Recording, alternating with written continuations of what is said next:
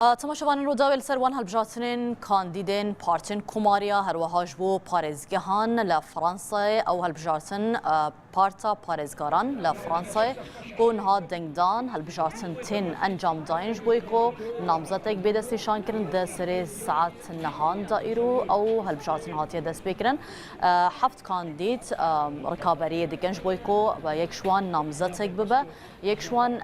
سرك وزير بري وي ولاتي هروا سرك كوماري بريشي ولاتی نیکولا سارکوزیه کو ده دنگدان جوان بیداین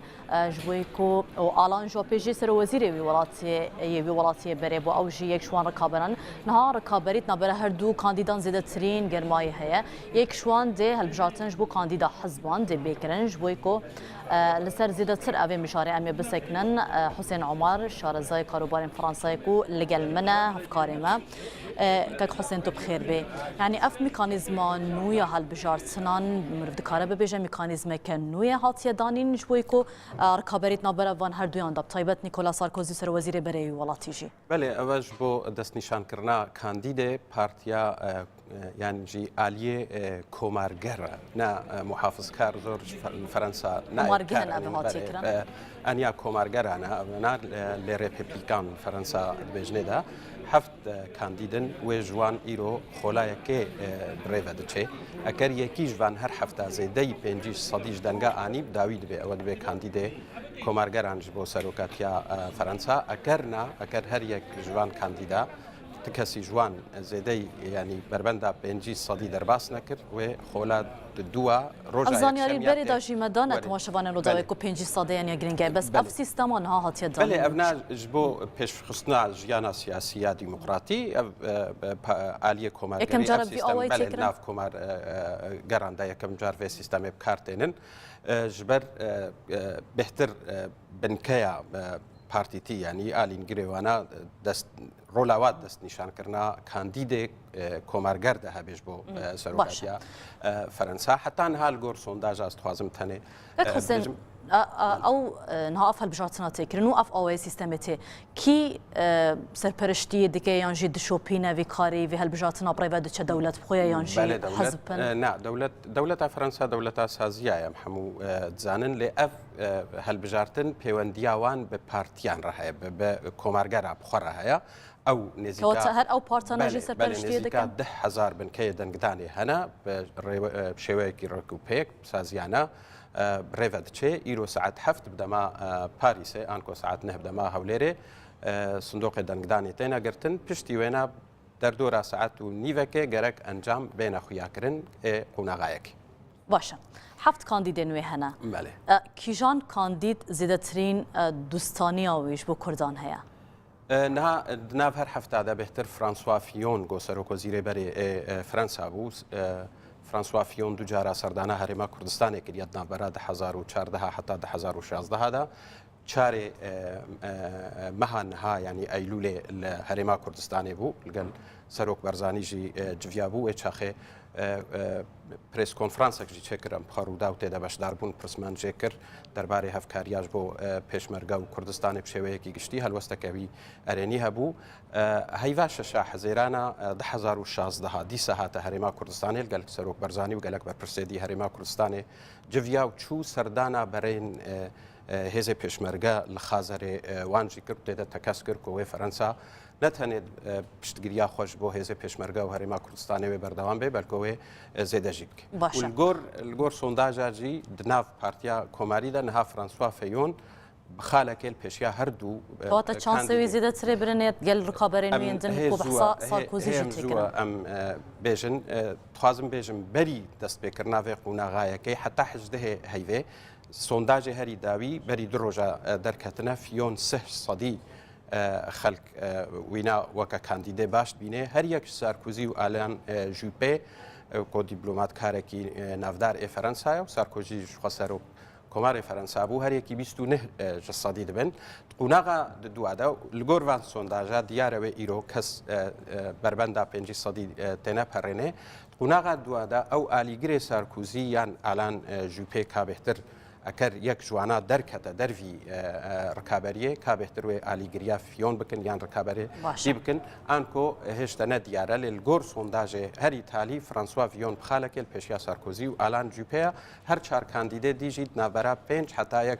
ونیف جسدی ده آنکو شانسی و آنها گله کی باشه لفرانسا یعنی چپ در بکوین یانجی پاریزگار در بکوین سوسیال در بکوین یانجی فرانسوا اولاندیاره کوچ سوسیالیستانه یعنی کیجان باشترش بکنه بری هر چیزی سوسیالیست جهین خواهی عالی نکردن هادن گدناف سوسیالیست داده درد کوین کو رکابره فرانسوا اولاند هبن یک جه ایمانوئل ماکرون کو وزیر آبوریا بری بو دستش کارکشان هاد بجه از خوا کاندید بکم و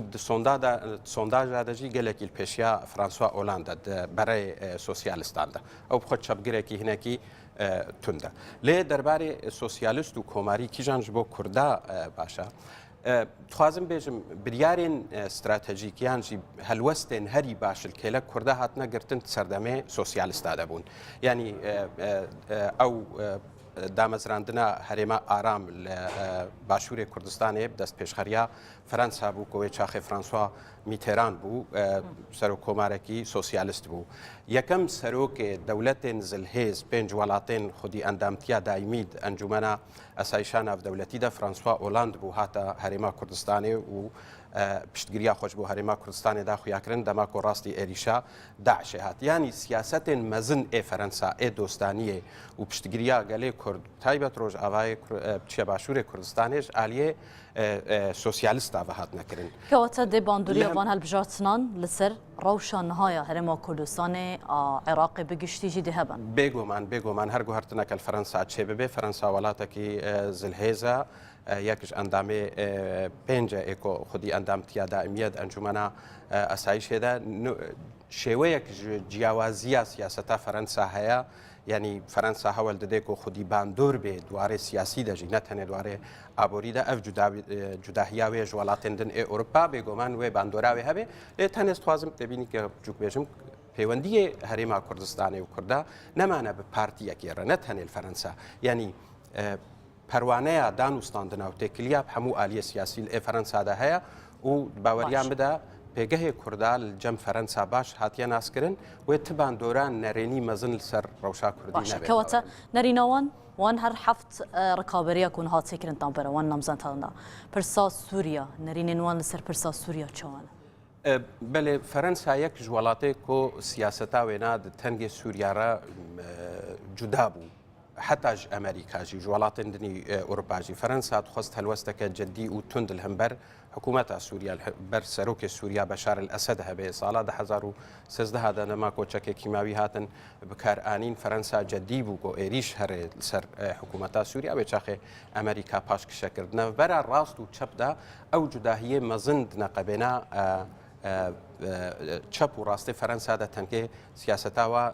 سوریا ده تونه لی شویکی گشتی ریپبلیکان یعنی کوماری بهتر ده قوناغا بريده بهتر میلدار دیالوگ بون لگل حکومت سوریا و جاک شیراک او بو اکو حکومت سوریا و گراند ناف جواکان ناف دولتی پشتی ترور کرنا رفیق الحریری بشویکی گشتی ریپبلیکان نوکا سوسیالیستان تندن لید ناف کوماریا بخدا او جداهیا مزن دناف هلوسته کاندیدا درباره سوریا تونه نرین نوان جالی سیاسی و جزیره تریا وان کابران لگل پارتین بونمونه پارتین باشور کردستان نرین جداهیا و نرینان ده لگل پارتین با کردستان ام پرچه کدن آ کردستان بله کاندیدن کوماریا سرد آستانه است که هر سه کسی مناوی وان گوتن آلان جوپه نیکولا سارکوزی و فرانسوا فیون و خودی تجربه سیاسی نه خودی پیوندینه کار دیپلماسی کرنا دو جوانا برای سروک وزیر بون یک جوانا سروک فرانسا بو پیوندی وان سیاسی به هرمه و جهان ربشکل بشوی کی گشتی برفرهن استا دواش کاندیدا کس نه دیارن خودی ازمونک یعنی کیمن بهتر